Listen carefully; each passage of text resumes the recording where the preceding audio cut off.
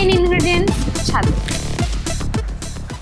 তো এখানে আমি 4-5 ঘন্টা ভেজানো কাবলি ছোলা নিয়ে নিয়েছি। এটা পুরোপুরিভাবে ভিজে গেছে, হাত দিয়ে চাপলেই সুন্দরভাবে ভেঙে যাচ্ছে। আর নিয়ে নিয়েছি আমি টমেটো 2টো, তেজপাতা, গরম মশলা গোটা, আর হচ্ছে কাঁচা লঙ্কা। তো মা যেহেতু নেই, সব আমাকে করতে হবে, জিনিসটা একটু ছড়ানো হবে, কিন্তু খেতে মনে হচ্ছে টেস্ট হবে।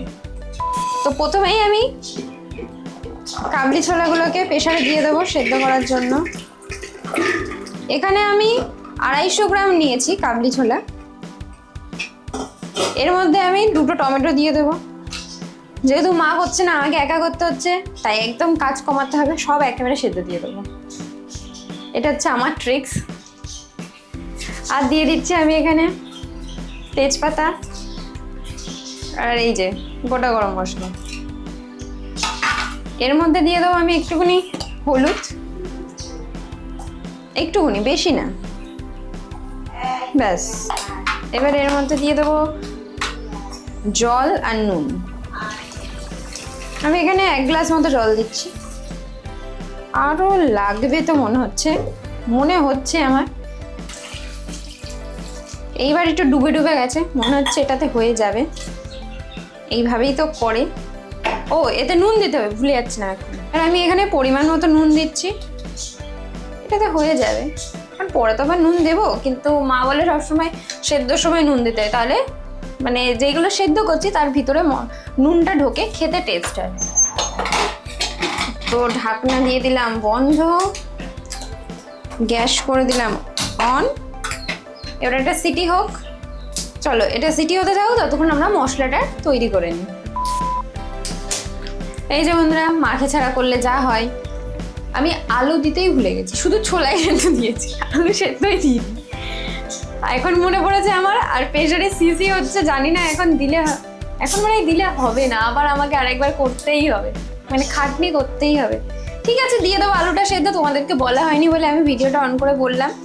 আর এখানে আমি ধনেপাতা কুচু কুচু করে কাটছি, যেহেতু আমি ওপরে দেবো, একদম হয়ে গেলে জিনিসটা। আর এই যে লঙ্কা আর আদা আমি নিয়ে নিয়েছি, এটা মশলাতে দেবো, তোমাদেরকে দেখাবো।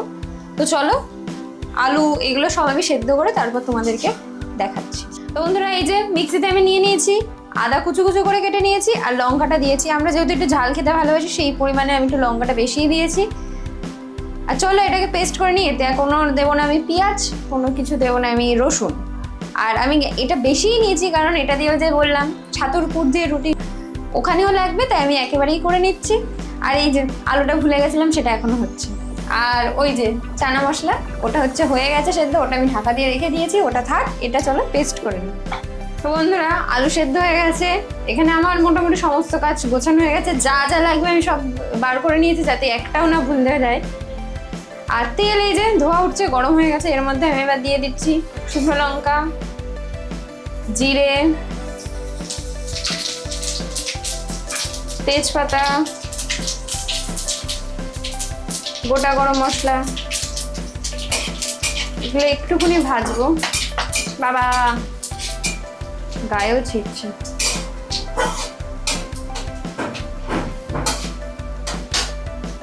এটা ভাজা হয়ে গেলেই আমি মশলাটা দিয়ে দেবো। বেশি ভাজবে না, কারণ পুড়ে গেলে মশলা একদমই খেতে ভালো লাগে না।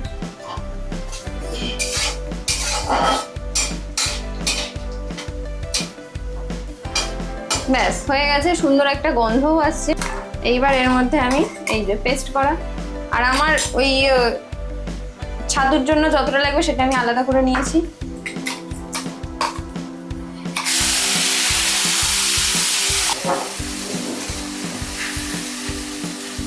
এবার এই মশলাটা কষতে থাকুক, তারপর কষা হয়ে গেলে তোমাদেরকে দেখাচ্ছি।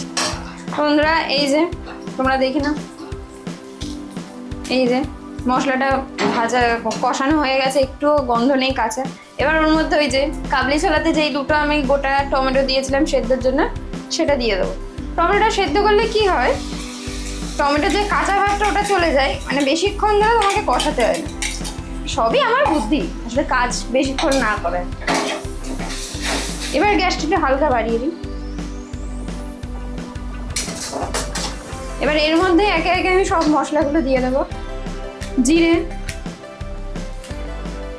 আন্দাজ মতো দিই, প্রতিদিনে যা যা মশলা হয়। এবার একটু কালারটা ভালো আনার জন্য আমি এখানে কাশ্মীর লঙ্কার গুঁড়োটা দিয়ে দিচ্ছি।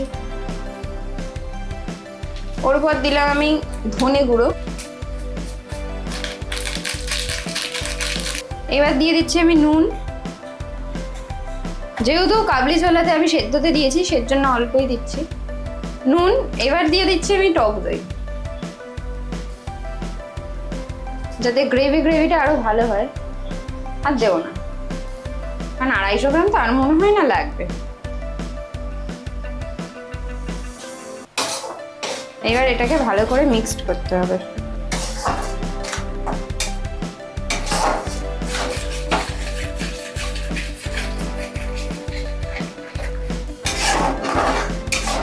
তো বন্ধুরা, আমি যা যা এখানে মশলা দিয়েছিলাম সেগুলো সুন্দর করে কষানো হয়ে গেছে, তেলও বেরিয়ে গেছে। এইবার এর মধ্যে দিয়ে দেবো, যেহেতু টমেটো টক দই সবটাই টক, ওই জন্য টকটাকে ব্যালেন্স করার জন্য অল্প চিনি দেবো, এতটা দেবো না, অল্প, ব্যাস, আর না। এবার আমি এর মধ্যে দিয়ে দেবো সেদ্ধ আলু। সেগুলোকে আমি একটু বড় বড় করেই কুচিয়ে নিয়েছি, কারণ যেহেতু পরে এই জিনিসটা পুরোটা একসাথে ফুটবে, জিনিসটা পুরো ঘেটে যাবে, ওই জন্য একটু বড় বড় করেই কেটেছি। আর এইবার দিয়ে দেবো হচ্ছে আমাদের চানা মশলাটা। এতে আমি আর অন্য কোনো জল দেবো না, যেটা প্রেশারের জল সেটাই দেবো। কাঁচা জল দিলে টেস্টটা অনেক সময় কমে যায়। এইবার গ্যাসটা বাড়িয়ে দেবো আর এটাকে মিক্সড করে নেবো।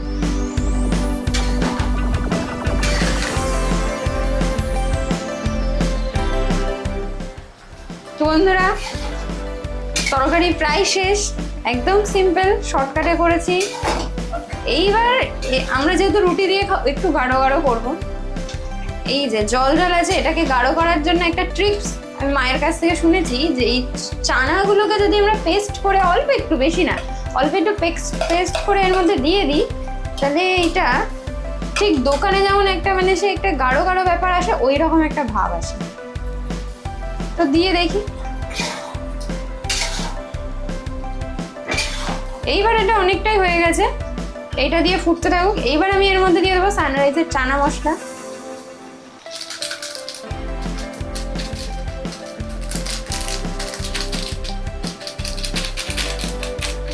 আড়াইশো গ্রাম তো, 1 প্যাকেট লাগবে।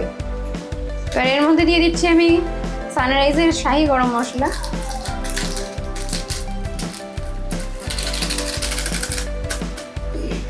এবার আমি দিয়ে দিচ্ছি কাসুরি মেথি।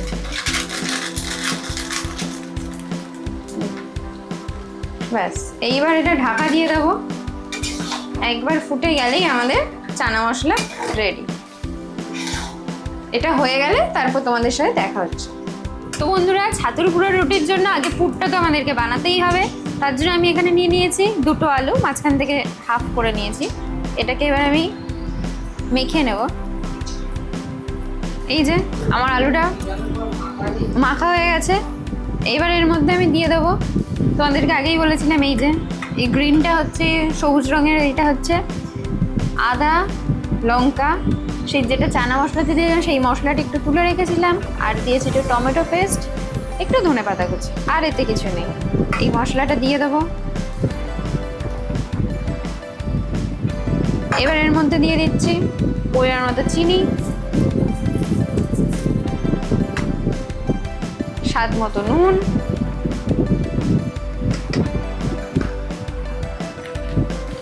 টক দই,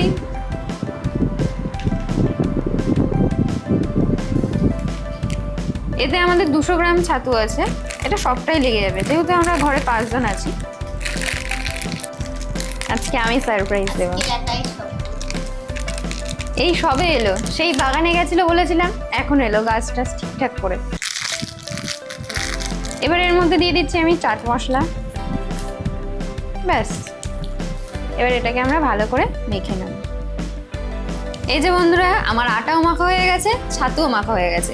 ছাতুটা কিন্তু এরকম আটো আটো হবে, জল জল হলে কিন্তু এটা আমরা পুর করতে পারবো না। একদম জলটা একটুখানি সামান্য দিতে হবে, যতটা লাগবে ততটাই, বেশি দিলে হবে না।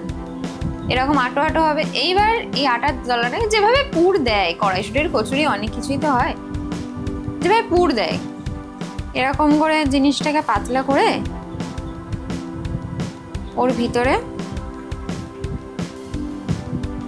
ছাতুর একটা বল মতো বানিয়ে ওর মধ্যে দিয়ে মুখটা বন্ধ করে, সিম্পল।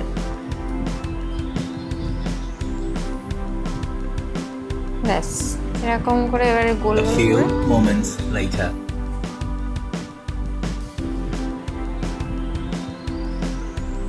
ব্যাস রেডি। এরকম করে আমি এখানে আরো বানিয়ে নিয়েছি, যেহেতু সবাই খাবো। তো চলো এবার রুটিগুলোকে ভেজে তোমাদেরকে দেখাচ্ছি।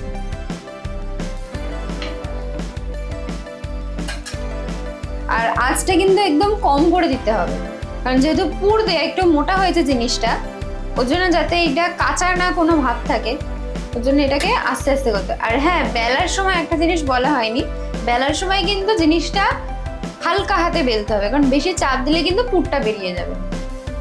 জিনিসটা একদম হালকা হাতে করতে হবে, গ্যাস একদম বেশি বাড়ালে হবে না, তাহলে পুরটাই পুড়ে গেলে আর খেতে ভালো লাগে। তো বন্ধুরা চলো আমি এক এক করে ছেঁকে নিই, এবার মাকে দিয়ে বলাবো যে কেমন হয়েছে বলো। প্লেটিং করে তোমাদের সাথে দেখা হচ্ছে।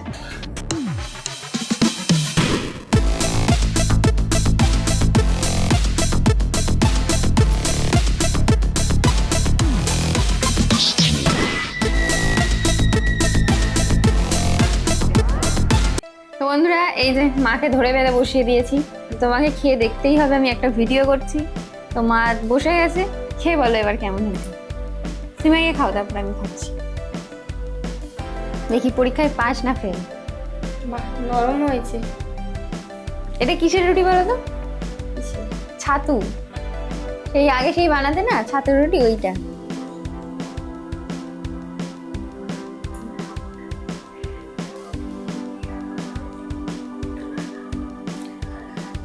খুব ভালো হয়েছে, ঝাল ঝাল, টক টক, মিষ্টি মিষ্টি, খুব সুন্দর হয়েছে। রুটিটাও খুব সুন্দর নরম হয়েছে।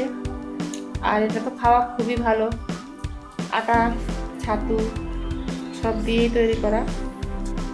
দেখুন আজকে যেহেতু বড়বার, মানে বড় ঠাকুরের দিন, ওর জন্য আমরা নাম নেই না, তো আজকে নিরামিষ। তো মেয়ে নিরামিষের ভিতরে এটা করেছে, তো খুবই ভালো হয়েছে। সব সময় যে আদা রসুন পেঁয়াজ দিলেই ভালো হয় না, নিরামিষ খুব ভালো হয়েছে। আপনারাও নিরামিষের দিন এরকম করবেন, ভালো লাগবে। তো চলো বন্ধুরা আমি আর মা খেতে থাকি। তো দেখা হচ্ছে এইরকমই পরের একটা ভিডিওতে। ততক্ষণের জন্য টাটা। টাটা।